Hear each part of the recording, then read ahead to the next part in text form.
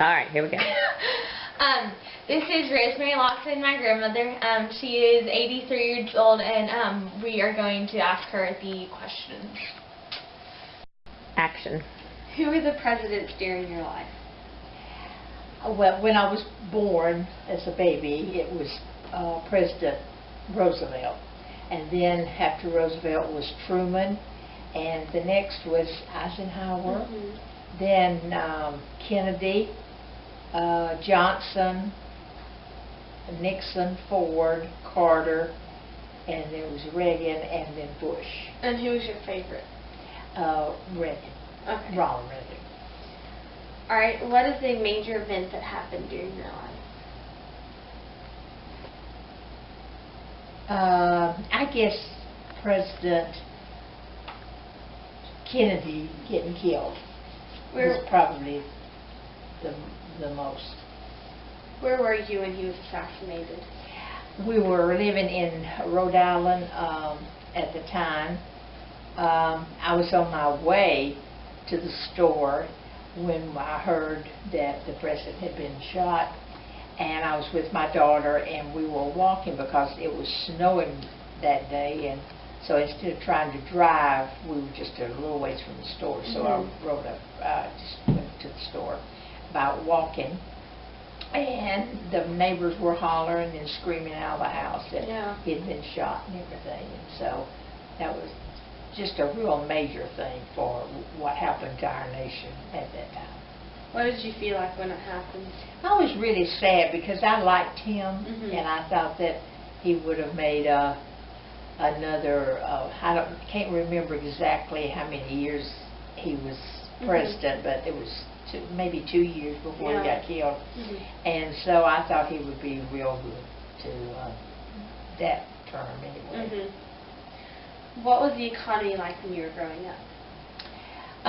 It was okay when I was growing up. It wasn't real good because it was during the World War II, and so therefore lots of the,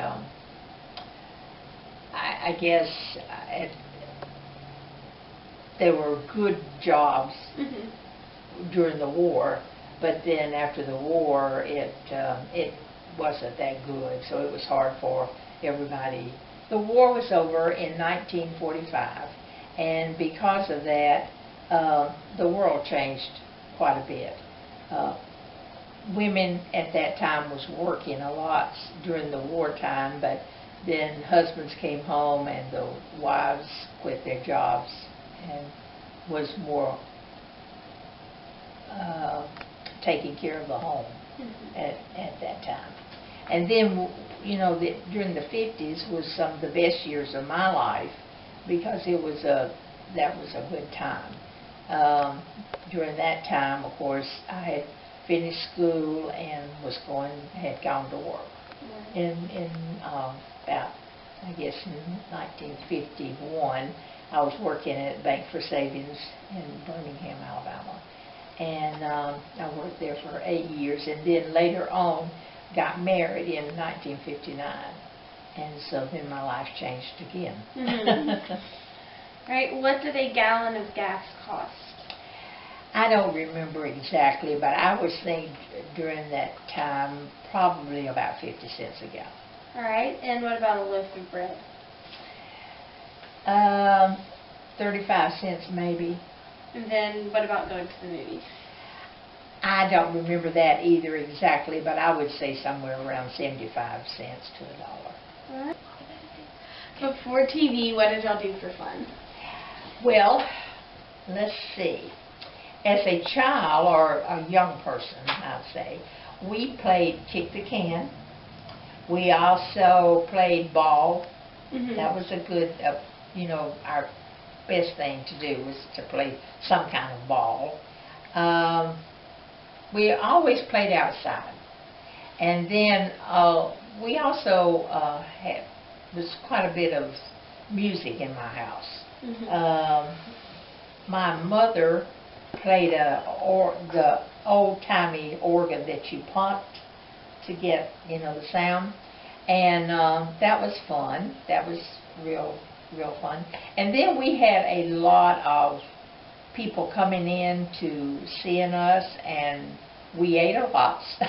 I can remember that my grandmother used to cook big dinners all the time, and we had a lot of people come in from our church and everything that was visiting with us, and it was a lot of fun. Okay. How did you communicate before cell phones and media and the internet? I know. You girls wouldn't know how to live back when I was young. We did a lot of walking to seeing people, went to people's houses to ask them to come to a party or whatever. We, had, of course, had mail all the time, so we could write letters and that type of thing. There are also some telephones, but not a lot of people had telephones, and so I don't remember, to be honest with you, when I was real young, we didn't have a phone, but I think there was a phone that was in the family, and sometimes maybe my family would go over to another house and call people and that type of thing. There was like a community type phone that people use sometimes. Yeah. And I guess that's about the only way, other than just visiting with people. Yeah. I know that racial issues were a big issue when you were growing up, so can you explain some of that in detail? Okay. When I worked at Bank for Savings in Birmingham, Alabama, I can remember that Martin Luther King came through the Birmingham one day, and they had a big parade for him and everything, but they were, very much against him because they didn't like him at all. But then later on, as I went to work at the Bank of Virginia, he was I think he was in Tennessee, and they were talking about him there, and I remember the people talking about it, but they killed him while I was working at the Bank of Virginia. And so it really bothered me because I had an Alabama tag on my car, and when I started to leave the bank that night, my boss said to me, Rosemary, you have to be really careful because the blacks are lined up on the street. And the way you go home, you have to pass them. So, I don't know if you need to change your way of going home, and I didn't know any other way to go home. So when I got in my car, and I started, and I got to the street where they were just lined on both sides, and there was a street light right there. And when I got pretty close to the street light, it turned red, and I knew that I couldn't stop, and not with an Alabama tag on my car, and because they hated Alabama. And so I just went as fast as I could through that red light, and it's just a miracle. It was a God thing that I got through, because usually it was pretty busy intersection, wasn't any cars coming the other way. So I was so grateful, and I did get home that night with no problem. And we didn't have that many any problems at the bank the next day either. But it was a little strange because our runner that ran from the different, carried our stuff from different banks, I asked him would he like to come in and listen to the funeral, and he said no, that he didn't want to because he was satisfied with what he was hearing. So, but we had no problems with the blacks in Norfolk, but it was just at that time they were really upset because Martin Luther King had been killed in this day and time, because you don't have some of the things that I had growing up. So can you tell us about Rosa Parks? Oh, I just know that when she came through Birmingham that time, that's when she tried to get on the bus and sit up front, and they all had to sit in the back. Yeah. And so when she got got on, she sit down in front, and they, told her that she had to move. And so there was a problem there, but I don't really know exactly. I don't remember personally exactly what happened. You girls probably studied more about that in school than what I remembered. But that did happen in Birmingham when I was working at Bank for Savings. Okay, now we're going to move on to more personal questions. What is your testimony? Well, I was born and raised in a very good Christian home. My family was always church-going people, and just took great part in the church. But I think the part that would be more interesting to you is when I was about 7 years old, I had been baptized in a Methodist church, but I really didn't understand exactly all that really should have to me.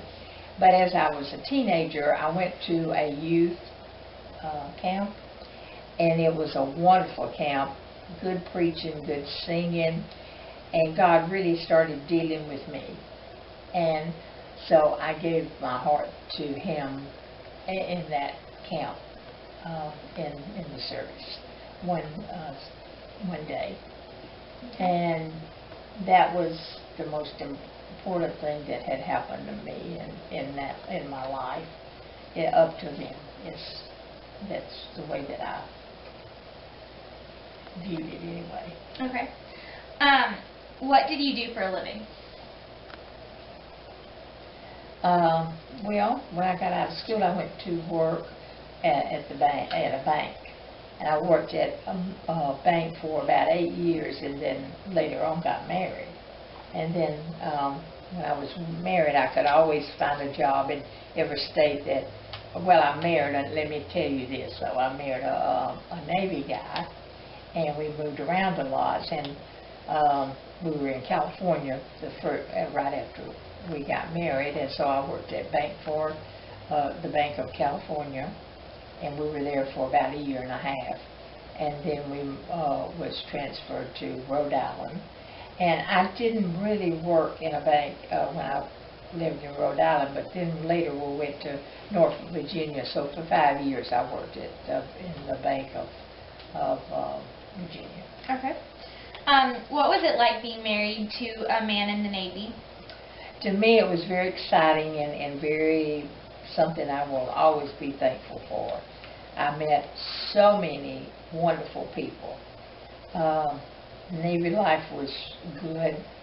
I got to go to the grocery store on the base, and that gave me some good times. I met lots of people when I was going there.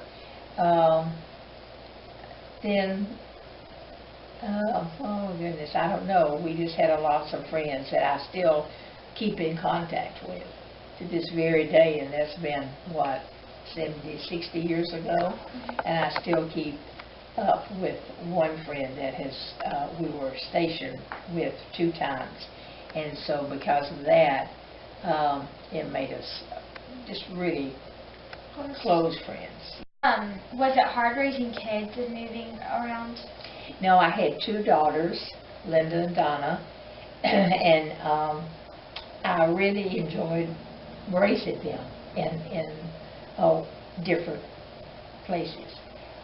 They were both born in Brunswick, Georgia, but they was alive, and after we left there, we went to Tennessee. No, we went to Rhode Island.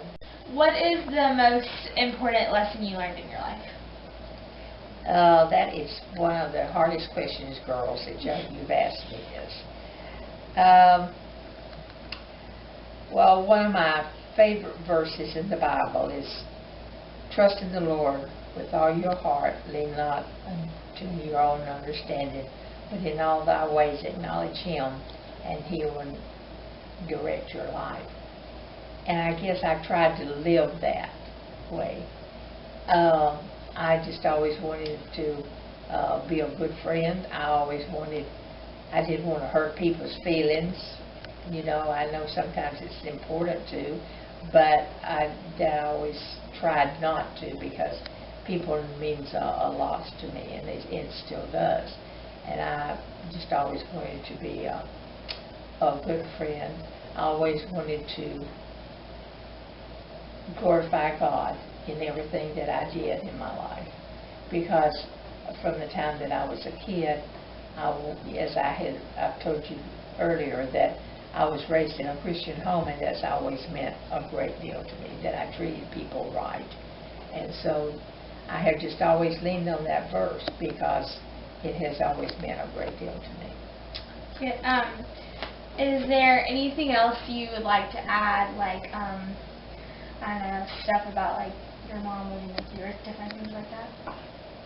Well, my mother and I were living with my grandparents for a long time, and then they passed away, and then I got married. So my mother later on came to live with me, and she was really a great influence on my girls, and so I've never really been sorry that she had to come live with me. It was a time in our lives that Edward was gone a lot overseas, or out to sea, I should say. And so because of that, he was gone a lot, and it helped with the girls going to school. Mother was there when they came in, and they didn't have to stay by themselves, and that was a good thing. I think that it was hard in a way, but in another way it was worth having her with us. Okay. Okay, what was your education like growing up? Oh, okay. I was very fortunate. I went to some of the best schools, I think. I lived in Eastlake, and now my first grade, I did go to Clay, to the #1 first class. But then we moved to Birmingham and to Eastlake, and I went to Robinson Grammar School, and they had some of the best teachers that I think they had at the time. And then I went to Woodlawn High School, which to me is, I wish I could say like as good as, they're not quite as good as they were back then, but when I was studying some history and some English with my girls, I realized that some of the stuff that I studied in high school, that I felt like I got a better education in high school, in Woodlawn High School, because some of the things that they were studying in college, and I had already studied it in the high school.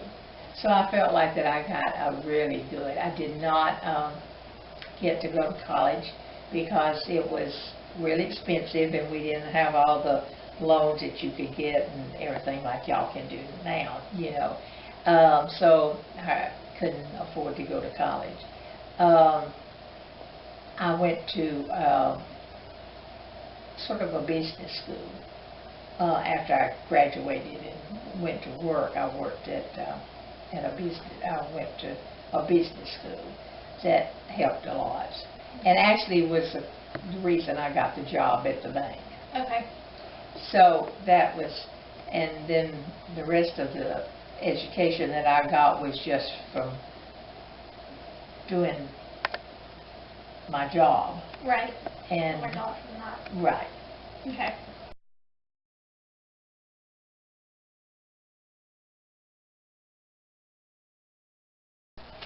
Okay, we're going to just talk about the different questions that we asked my grandmother, and starting with the presidents, I think it's cool that she lived through 10 different presidents, so it kind of makes us think that I wonder how many we're going to live through. We've only lived through like 2. Not 10. And then the major event that happened during her life was JFK being assassinated. And I mean, that'd be awful just to have a president, whether you're a Republican or a Democrat, to have the president of your country be shot. So that must have been something that was scary to live through, you know? And also, like, having, like, a new president take over, like, his ex-president, just to, like, have someone totally different in charge who has different, like, ways to run the country. It's just very different and something to get used to. Right. And then the gallon of gas, how much did you say it cost? Maybe $50? Probably, like, 50 cents, yeah. I mean, that's just, today the prices are so astronomical. It's just kind of weird to think that, like, maybe 40 years ago, 50 years ago, it was so much less. And then, so it was like a loaf of bread or going to the movies. It didn't cost that much at all. And, like, now it's so expensive to go to the movies with your friends. Yeah, and then what the economy was like when she was growing up. She said that, like, after World War II, like the 40s, which was like the Great Depression, it was like really trying to get back up on its feet. It was really bad. But then the 50s, 40s wasn't the Great Depression. Dang it, the 30s were. Okay. She said that like the economy was pretty bad after World War II, but then in the 50s it really kicked back up again, and that was like a really happy time in her life and happy for everyone else because there were like a lot of inventions, and it was just a good time. And she got married in 59. So and I don't know, today the economy is in a lot of debt. People, it's hard to find jobs. Like trillions or dollars in debt.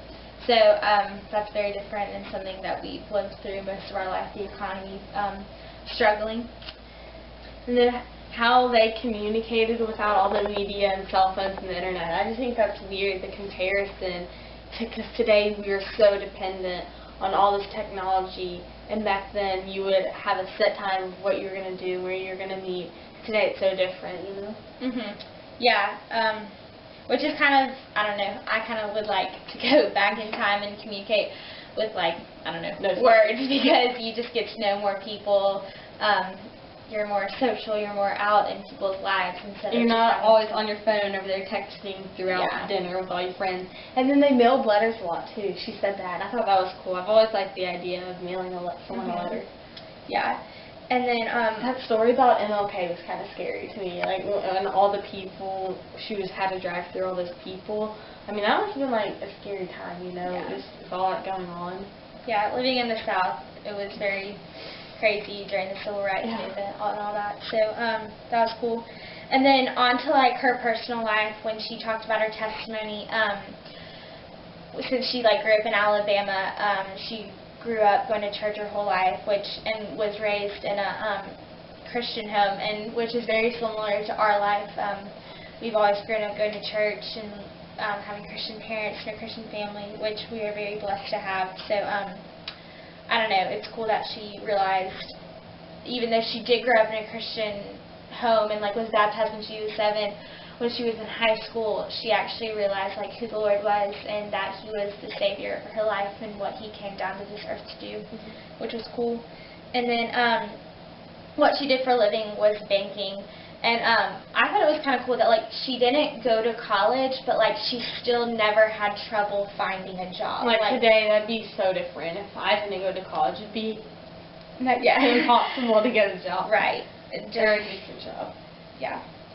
And then what was it like being married to a Navy man, and what did it involve? It involved moving a lot, for sure. Right. She had a good attitude about it. She said, like, she loved it and meeting all the new people. Because I know I'd probably be like, why do we have to keep moving all the time from one place to the next? But I think she had a positive outlook on that, and it affected her life too. She also said later on that it was a really great experience for her kids, just going to all the different places and all the different things that they learned, and just going around the United States. I can see how that would add to like them learning how to like grow up by moving and just being able to like roll with life and what life brings. And the important lesson that she learned in her life was like how she needs to trust the Lord to direct her steps, which is something that I think we could all learn, because she uses verses Proverbs 3:5-6, which is just to trust in the Lord with all your heart, and lean not on your own understanding, and just to acknowledge Him in all that you do. And I just think that's a good lesson to base your life on, just to acknowledge Him every time you make a decision.